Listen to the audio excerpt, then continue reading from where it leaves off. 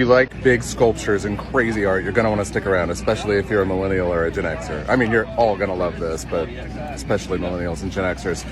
This right here behind me is an awesome fire sculpture by the Flaming Lotus Girls, and it's at Faire Bay Area. That's in San Francisco. Maker Faire, that's my job. Let me show you my favorite big awesome art from Maker Faire this year.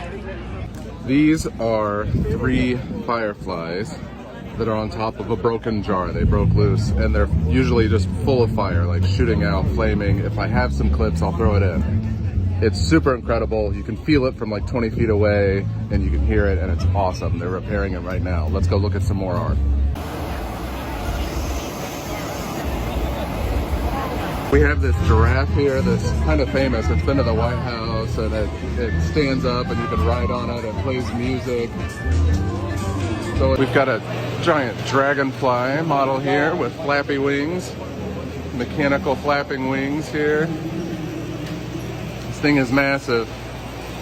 Look at that. And it looks like you can actually sit up here and ride it. We're not doing that right now, but this giant mermaid here that at first glance just kind of looks like it's metal, but let's get up closer and look at this. It is so gorgeous. The scales have glass in them. Just gorgeous. I love this. And look at her hand. It's like roots. So cool. This is the one you had to stay for. Behind me is a giant mechanical orrery, like a mechanical model of the solar system. I'm standing 30, 40 feet away. We'll get closer. You'll see how massive this is. If you loved the Dark Crystal, there's a scene where it goes into Olgra's lab and there's an orrery and it gets destroyed. Let me just get closer here. You can see how massive this is.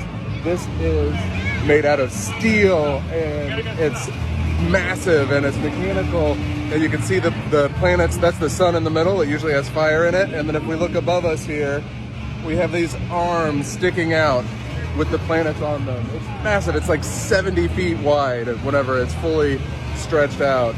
And it's just incredible. Let me flip the camera around and just get you better footage without my stupid face in it.